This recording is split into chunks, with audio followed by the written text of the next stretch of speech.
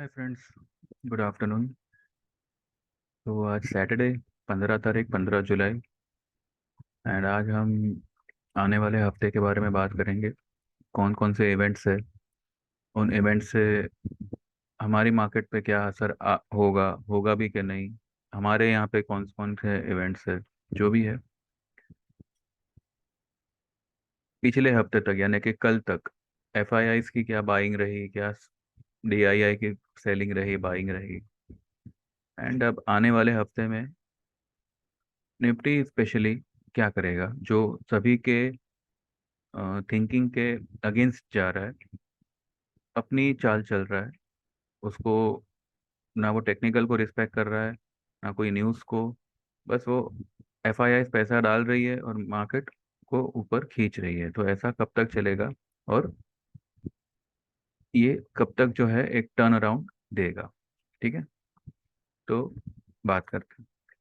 देखिए, पहले हम इवेंट्स की बात करें तो जो हफ्ता मंडे से शुरू होगा 17 तारीख से, 17 तारीख को जो है चाइना में जीडीपी डेटा आएंगे।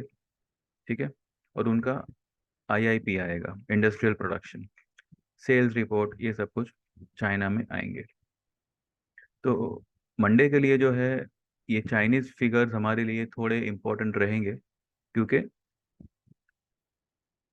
सुबह सुबह जो है चाइनीज मार्केट कैसे रिएक्ट करती है वो हिसाब से जो है हमारी मार्केट रिस्पॉन्ड करेगी। हालांकि इसका असर ज़्यादा नहीं होगा, क्योंकि यहाँ पर जो है फिलहाल अब तक का ट्रेंड ऐसा बना हुआ था कि sale China and buy India.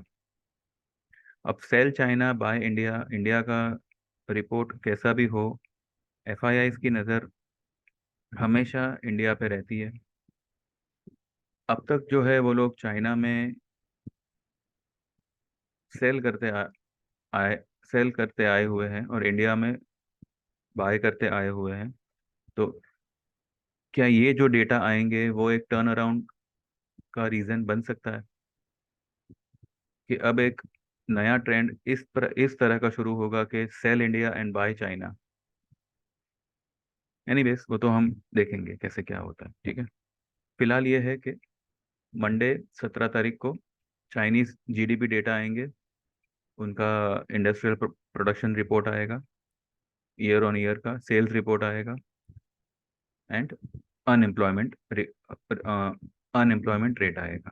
ठीक है, उसके बाद में जो है उसके बाद में फिलहाल और कोई मेजर इवेंट नहीं है। सिर्फ ट्यूसडे को 18 तारीख को यूएस में रिटेल सेल्स आएगा, उनका आईआईपी आएगा, इंडस्ट्रियल प्रोडक्शन, और उनका हाउसिंग मार्केट का रिपोर्ट आएगा। ठीक है, उसके बाद वाले दिनों में कोई खास ऐसा नहीं है। ब्रिटेन का है, पर वो डेटा हमें इतना मैटर नहीं करता, हमें सिर्फ इंडिया और चाइना के डेटा ही मैटर करते हैं। सॉरी, यूएस और चाइना के डेटा ही मैटर करते हैं। ठीक है, बाकी कोई खास नहीं है। बाकी तो जो एवरी वीक आते हैं उनके ऑयल इन्वेंट्री और ये सब। ठीक है, चलिए। ये है एफआईआई और डीआईआई की कल की रिपोर्ट। एफआईआई ने कल 2636 करोड़ का बाइंग किया है, और डीआईआई ने 772 करोड़ का सेलिंग किया है। अब एफआईआई 16,000 की मार्केट पे, 17,000 की मार्केट पे सेलर थे, और 19,000 की मार्केट पे बायर है। उनका क्या हिसाब है, क्या गणित है, वो लोग ही जाने। जबकि डॉलर इंडेक्स में कोई खास फर्क नहीं पड़ा, सिर्फ डॉलर इंडेक्स नीचे आया है, लेकिन हमारा जो रुपी है वो वहीं का वहीं है। वो 82 पे ही है कब से, इनफैक्ट 82 के ऊपर है। जब डॉलर इंडेक्स 105 था तब भी वो 82 के ऊपर ही था। आज डॉलर डॉलर इंडेक्स 100 के नीचे है, तब भी वो 82 के ऊपर ही है। ठीक है, आइए हम अब चलते हैं सीधा चार्ट पे। देखिए, ये जो है ये निफ्टी का वीकली वाला चार्ट है। तो हम एनालाइज करेंगे पूरे वीक के लिए। मंडे को गैप अप हो, उसके बाद में मार्केट नीचे आ जावे, ठीक है, वो सब तो चलते रहेगा, लेकिन यहाँ पे निफ्टी एक अलग ही धुन बना रहा है। सी, अब देखिए, ये जो है ये पिछले हफ्ते का, अब मतलब कल जो फ्राइडे खत्म हुआ वो ये कैंडल है, और उसके पहले वाले फ्राइडे का कैंडल ये है। ठीक है, तीन 3 तारीख की वीक का कैंडल। तो जुलाई फर्स्ट वीक में इसने एक शूटिंग स्टार बनाया था ऑन अ वीकली चार्ट।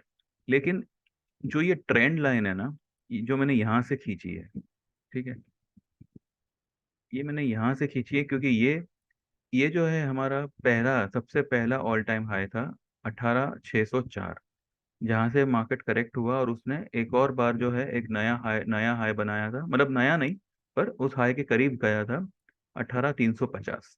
तो this was the highest high, और उसके बाद में this was the second highest high. तो मैंने सेकंड हाईएस्ट हाई से सेकंड लास्ट हाईएस्ट हाई मैंने जोड़ा हुआ है, यानी कि 18,350 से मैंने ये पॉइंट जोड़ा हुआ है जो है 18,887। ठीक है, तो मुझे ये एक ट्रेंड लाइन यहाँ पे बनती हुई दिखी। अब जो पिछले हफ्ते का निफ्टी का पैटर्न रहा, अब उसने जो है 523 की हाई तो बना दी, लेकिन क्लोज होते होते वो नीचे आ गया था और उसने 331 की क्लोजिंग करी थी। ठीक है, जहाँ पे उसने लो बनाई थी 19,234 की। और मैंने कहा था कि ये 234 टूटे तो मार्केट में एक सेलिंग का जोर पकड़ेगा। अब ये शूटिंग स्टार एक्टिवेट होता अगर इस हफ्ते में हम लोग जो है, मतलब जो हफ्ता कल खत्म हुआ, एक रेड कैंडल बनाते हैं, जो कि वो बन सकता था, लेकिन यहाँ पे पता नहीं इन लोगों की कौन सी धुन चालू है। ये लोग निफ्टी को अगेंस्ट द ट्रेंड ले रहे हैं, अगेंस्ट द सारे टेक्निकल इंडिकेटर्स के अगेंस्ट ही ये मार्केट ट्रेड कर रहा है। अब ये नीचे तो आया, लेकिन इसने जो क्लोजिंग करी थी वो स्लाइटली हल्की सी इस ट्रेंड लाइन के ऊपर करी थी। अब क्योंकि ये ऊपर एक टॉप बना के नीचे आया है, तो हम ये अगर इसको एक बेनिफिट ऑफ डाउट दे ये वाले कैंडल को, यानी कि ठीक है, इसने भले ये ट्रेंड लाइन के ऊपर क्लोजिंग करी, पर हम इसको ब्रेकआउट नहीं मानेंगे। क्यों? क्योंकि इसने टॉप बना के नीचे आया है।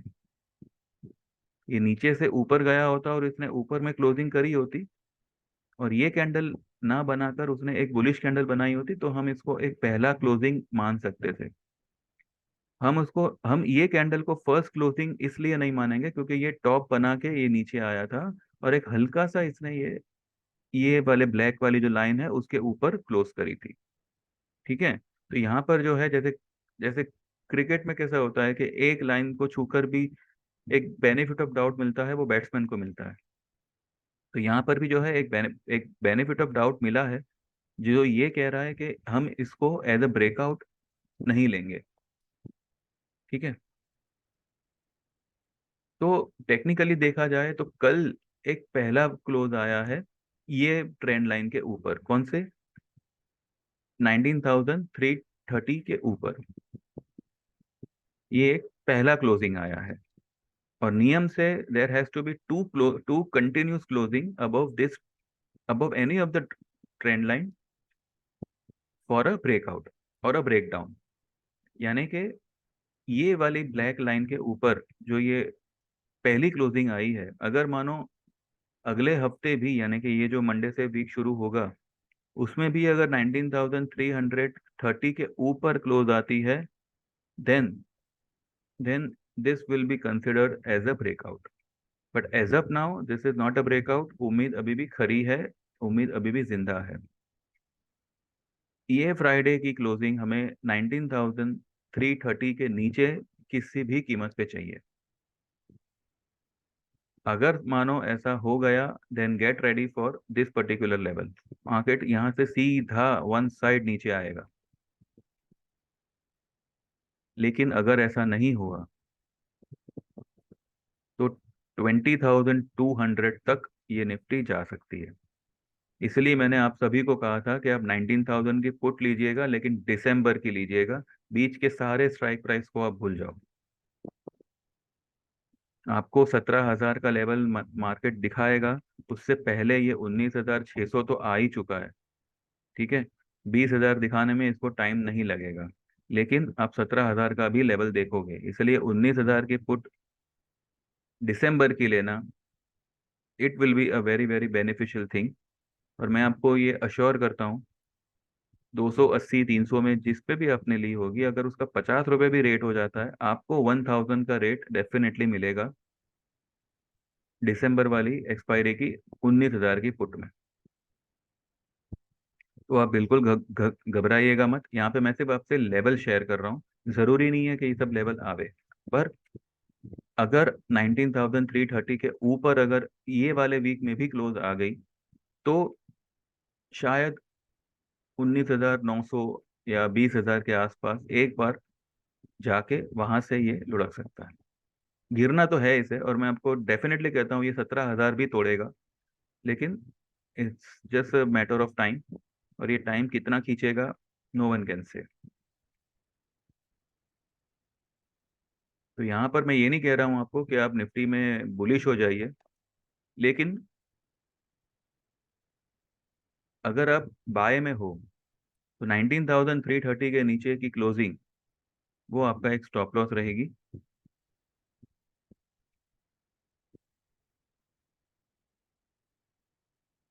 वैसे अब मार्केट ट्रेंड को देखते हुए हमें अभी सिर्फ इंडिकेटर्स पे जाना है, जो चिल्ला चिल्ला के कह रहे हैं कि markets are overbought, not only on daily chart but on weekly and also on monthly basis. लेकिन मार्केट जो है वो एक इतना भारी, इतना हैवी होने के बाद भी करेक्शन का नाम नहीं ले रहा है। तो दिस इज समथिंग अनयूजुअल, जो एक क्रैश की तरफ ही इशारा कर रहा है, पर वो होगा कि नहीं होगा, या मार्केट एक रिदम में नीचे आएगी, कैसे होगा, नो वन कैन से। इसलिए हमें सिर्फ हमारे हाथ में टाइम रखना है। आप भले एक लॉट लीजिए, दो लॉट लीजिए, उसे एवरेज मत करिएगा। 19,000 की दिसंबर 2023 की एक्सपायरी की पुट लेके बस leave it and nothing doing. Because market ने पिछले 3 महीने में सारे सेलर्स की ऐसी बैंड बजाई है कि वो लोग अभी सेल के नाम से घबरा उठे हैं। तो कोई एवरेज मत करिएगा। मैं ये नहीं कह रहा हूँ कि आप बुलिश हो जाइए, पर मैं ये कह रहा हूँ कि अभी जब तक 19,300 ना तोड़े निफ्टी, तब तक जो है आप अग्रेसिव शॉट में थोड़ा सा पेशेंस रखिएगा। ठीक है।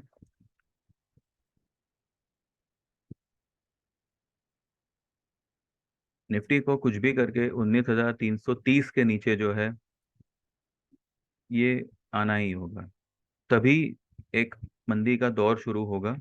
एंड मार्केट सारे लोअर लेवल भी टेस्ट करेगी, क्योंकि उसे करना ही होगा, because there are many gaps, और एक गैप तो 16,000 के लेवल पे भी पेंडिंग है। ठीक है। तो गिरना तो है मार्केट को, बस कब से शुरू करेगा ये हमें देखना है।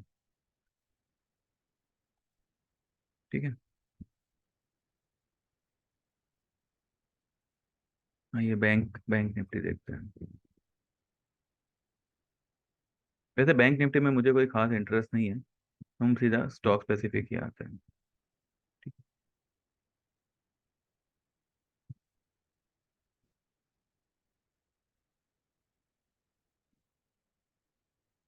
ये रहा स्टॉक में, देखिए मैंने पेज इंडस्ट्रीज आपको कहा था जब ये 36,000 पे था कि ये जो है 1,000 1,500 पॉइंट जाएगा ही जाएगा, और 2 दिन में ही जो है इसने 700 800 पॉइंट तो ये भाग गया। इनफैक्ट 36,995 की इसने हाई बनाई थी कल, यानी कि 1,000 पॉइंट तो ये आ गया ऊपर। ठीक है। तो स्टॉक में जो मैं आपको रेकमेंड करूं, आप उसमें कुछ आगे पीछे मत देखिए, क्योंकि जो भी मैं आपको स्टॉक रेकमेंड करता हूँ वो मैं पूरी तरह से खंगाल चुका हुआ हूँ उसे। अगर उसमें कुछ इफ एंड बट होगा तो मैं ही आपको कहूंगा कि आप एक बार एग्जिट मार मार लीजिए, शायद कुछ गलती हो गई। ठीक है। आप मेरा कोई भी स्टॉक ले लीजिए, मैंने जो भी आपको लेवल्स कहे हैं वो लेवल तक आया ही आया है। अब ये पीवीआर को देखिए, पीवीआर ने जब ये लास्ट फ्राइडे के दिन ये इतनी बड़ी कैंडल बनाई, तभी मैंने कहा था कि इसमें फॉलो अप बाइंग नहीं आएगी, बल्कि ये एक रिट्रेसमेंट पे जाएगा, जो कि होगा 14,000 के आसपास। और अगर 14,000 के नीचे अगर ये जाता है तो 13, सॉरी 14,000 नहीं, 1,400 के आसपास। और 1400 के नीचे अगर ये जाता है नीचे, तो 1350 के आसपास आप उसमें एवरेज करिएगा। और ये मंडे को ही जो है ये 1400 तक आया, और 1400 पे आने के बाद इसने फिर से एक टॉप बनाई 14,000, सॉरी 1473 की, और फिर ये नीचे आया, और अभी इसने जो है 13,085 की लो बनाकर ये फिर से रैली की तरफ जा रहा है। तो पीवीआर आने वाले दिनों में एक बहुत अच्छी और बहुत बड़ी रैली करेगा। तो हर डिप पे आपको जितना ये 1400 और 1350 के बीच में मिले, you just try to buy it on that particular level. अगर आप 1410 15 पे भी ले रहे हो, और अगर मानो स्टॉक थोड़ा सा नीचे गया, ये 1350 तक जा सकता है। इसके दरवाजे 1350 के लिए खुले हैं, अनलेस एंड अनटिल ये 1500 के ऊपर क्लोज ना करे। और मुझे लगता है कि अब आने वाले हफ्ते में इसका पीवीआर का जो लेवल होगा वो कम से कम 1475 से लेके 1500 के आसपास का होना चाहिए। ये मैंने कल वाले वीडियो में भी मैंने कहा हुआ है। ठीक है। तो आने वाले दिनों में PVR, SRF, Aarti, these are my special stocks जो एक बहुत बढ़िया कमाल करने वाले हैं। कोलगेट पल मैंने मेरे क्लाइंट्स को, जो भी मेरे 399 वाले स्कीम में एनरोल्ड है, उनको मैंने ये शॉर्ट करने के लिए कहा था। ठीक है। और एक्साइड, एक्साइड भी जो है मैंने शॉर्ट करने के ही उनको सजेस्ट किया हुआ था। 256-57 पे जाता है, और ये मैंने 252.80 पे कवर भी करवाया था, लेकिन कल फिर से हमने शॉर्ट इसमें रेकमेंड किया हुआ था। लेकिन मैं तो वो पहले ही बोल ही चुका था कि अगर ये 256-57 पे आता है तो आप दोबारा से शॉर्ट करिएगा। ठीक है। There is one more stock जो मैं यूट्यूब पे फिलहाल दे रहा हूँ, and this will be the only stock जो मैं ये हफ्ते आपको रेकमेंड करूंगा। उसके बाद में यूट्यूब पे तो मैं कहूंगा ही कहूंगा, लेकिन जो मेरे पेड वाले क्लाइंट्स हैं उनको मैं क्या दे रहा हूँ, उनको देने के बाद ही वो स्टॉक यूट्यूब पे आएगा। सिर्फ ये बताने के लिए कि मैंने इनको ये दिया, ये सजेस्ट किया, और इसका रिजल्ट ये आया। ठीक है। आप भी अगर ऐसे टिप्स चाहते हो, ऐसे कॉल्स चाहते हो, ऐसी ट्रेड चाहते हो जहाँ पे आपको 10 से 12 टका मिल सके, वो भी इजीली विदाउट एनी टेंशन, क्योंकि सारा टेंशन सारा फॉलोअप मेरा होगा, तो आप मुझे व्हाट्सएप करिए 9082503553, एंड 399 की ट्रेडिंग टिप वाली स्कीम में एनरोल हो जाइए। इसमें आपको मंथली 399 का चार्ज लगेगा, और मेरी तरफ से आपको 3 से 4 ट्रेडिंग टिप आएगी, जिसमें से एक टिप एफएनओ की होगी। ठीक है। और आपका जो प्रॉफिट होगा वो कम से कम मैं कह रहा हूँ 10 से 12 टके के आसपास का होगा। ठीक है। यानी कि फॉर एग्जाम्पल अगर मैं आपको 100 रुपये में कोई चीज़ लेने कह रहा हूँ, तो उसका मिनिमम टारगेट 110 से लेके 112 का होगा। ठीक है। तो इस तरह से मेरी तरफ से आपको ट्रेडिंग आइडियाज आएगी। तो get enrol for this 399 and enjoy the benefits of 10 to 12% profit.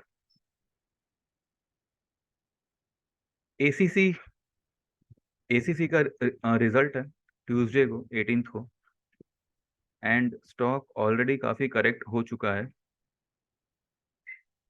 ACC अगर मंडे को आपको 1760 के आसपास मिलता है, या 1770, जो कि इसने 1777 तो क्लोजिंग ही की हुई है, यहाँ पे आप इसको लॉन्ग कर सकते हो 1775-70 के आसपास, keeping a stop loss of 1750 on a closing basis. 1750 का आप स्टॉप लॉस लगाइएगा, और इसमें आप लॉन्ग हो सकते हो, तो टारगेट विल बी 1840। ठीक है। 1840 प्लस का टारगेट होगा इन एसीसी। तो जो लोग भी मंडे को एसीसी लेना चाहे, 1750 का क्लोजिंग बेसिस स्टॉप लॉस लगाइएगा। ठीक है। और हो सके तो डिलीवरी में लीजिएगा, आपको 1840 का टारगेट आएगा ही आएगा। ठीक है। एसीसी मुझे एक अच्छी आइटम लग रही है। For going long. ठीक है। बाकी आपने मेरा एम्फेसिस देखा, मैं कब से कह रहा था आपको एम्फेसिस बाय करने। ये लेवल पे मैंने बाय सजेस्ट किया था। 1807 की उसने लो बनाई, मैंने 1820 पे मैंने सजेस्ट किया था। और मैंने कहा था 1921 पे आप इसको ये कर लीजिए, व्हाट वी से, बुक कर लीजिए अगर आप चाहो तो। 100 पॉइंट्स मिल मिल रहे हैं, अगर मैं तो कहूँ 80 पॉइंट भी मिले तो भी आपको बुक कर ही लेना चाहिए। लेकिन फिर आप उस पर थोड़ा ध्यान भी रखिएगा, क्योंकि मैंने उसका अल्टीमेट टारगेट आपको 2000 प्लस का दिया था। और इसने कल ही जो है एक इतनी बड़ी रैली करके 2079 की इसने हाई लगा दी, और 2069 की इसने क्लोजिंग करी है। तो इस तरीके के स्टॉक्स जो है आपको मेरी तरफ से मिले हैं और आगे भी मिलेंगे। तो just get enrol for this 399 scheme. ठीक है।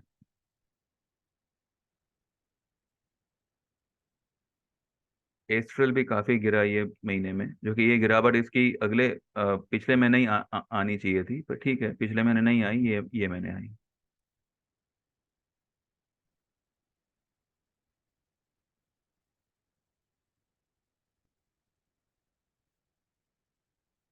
वैसे तो मंडे को HDFC बैंक का रिजल्ट है। तो बैंकिंग, देखिए बैंकिंग में मैं रिजल्ट के टाइम पे कुछ सजेस्ट नहीं करता। लेकिन अगर मैं रिजल्ट को साइड में रखूं तो HDFC बैंक में हर गिरावट पे जो है आप बाय कर सकते हो। क्यों? क्योंकि ये काफी ओवरसोल्ड कैटेगरी में आया हुआ है। ठीक है। तो इसका आपको अगर ये 1600 से लेके 1550 के आसपास अगर दिखता है लो में, या फिर आप एक काम कर सकते हैं 1600 के आसपास। वैसे भी इसने 1632 की इसने क्लोजिंग की हुई है, लेकिन इसने एक रेड हैमर तो नहीं कहूंगा मैं, लेकिन यहाँ से एक हैमर जैसा ही पैटर्न बना है, लेकिन इसकी बॉडी थोड़ी बड़ी है। यहाँ से बाइंग तो आई है इसकी, लेकिन आप 1635 अगर टूटता है, या 1627, 1620 के आसपास अगर आपको ये स्टॉक मिलता है, 20 या मे बी 1600 के आसपास, चलो, तो आप इसमें लॉन्ग होइएगा। ठीक है। डिप आवे तो आप इसमें बाय करिएगा, लेकिन ये भी जो है डिलीवरी में कॉल दे रहा हूँ मैं, FNO में नहीं। ठीक है, तो वो हिसाब से आप देखिएगा। अगर डिप आती है, गो लॉन्ग इन HDFC बैंक। इसका मिनिमम टारगेट आपको 1720, 1700 के लेके 1700 से लेके 1720 का होगा। ठीक है।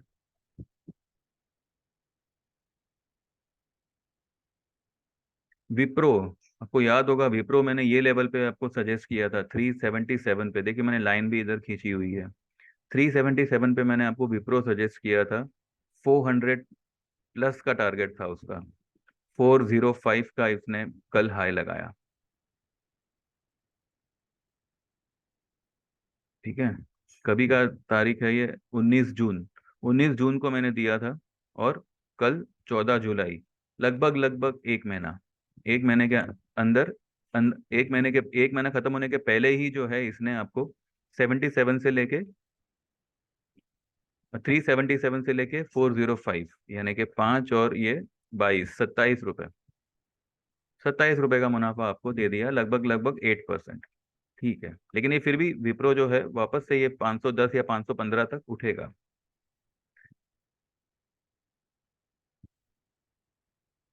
ठीक है, तो this way you can get the benefit, और आप अच्छा खासा पैसा बना सकते हो।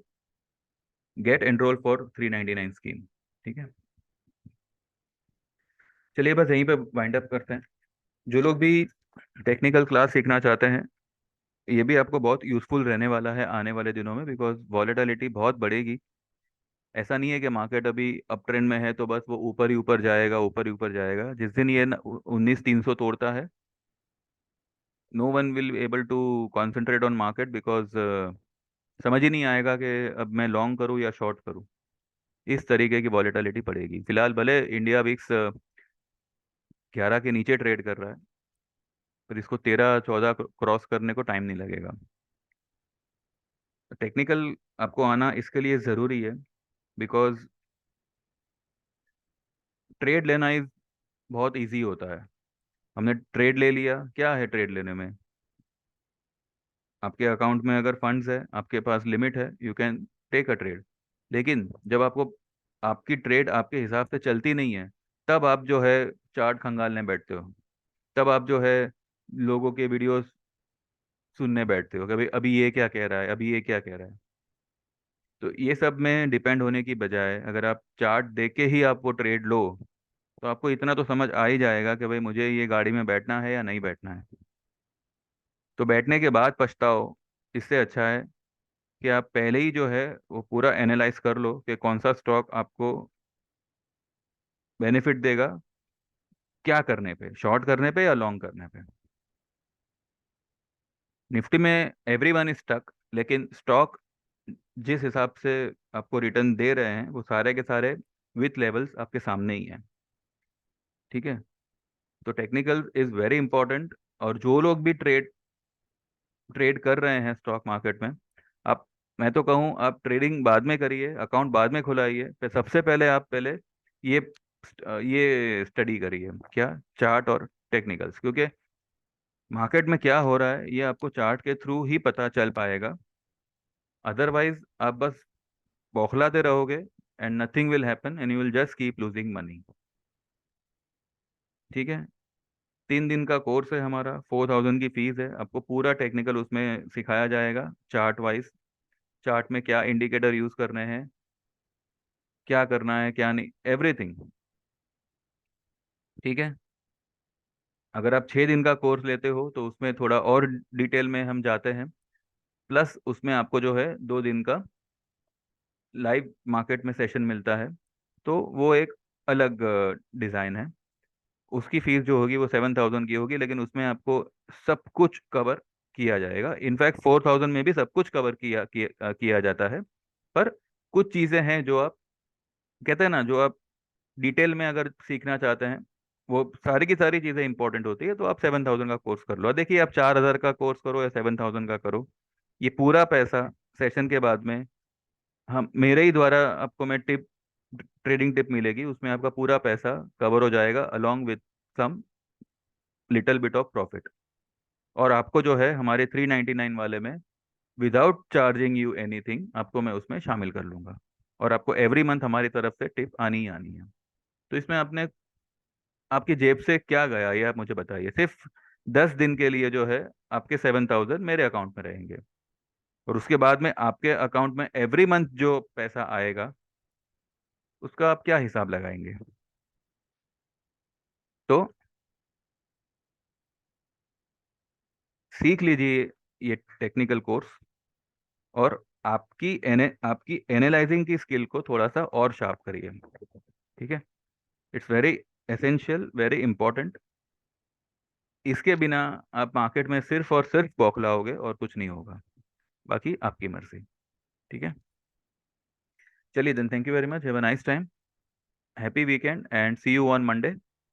इन बिटवीन अगर कुछ होगा तो I update, otherwise see you on Monday. And please subscribe my channel, ये बहुत ही इंपॉर्टेंट है। क्योंकि सब्सक्राइब होगा तो मैं कब कौन सी टिप डाल दूँ ये आपको मिल जाएगी, तुरंत मिल जाएगी। ठीक है। तो सब्सक्राइब कर लीजिए एंड 399 में भी जुड़ जाइए और क्लास में भी जुड़ जाइए। चलिए, thank you very much, have a nice time, bye bye.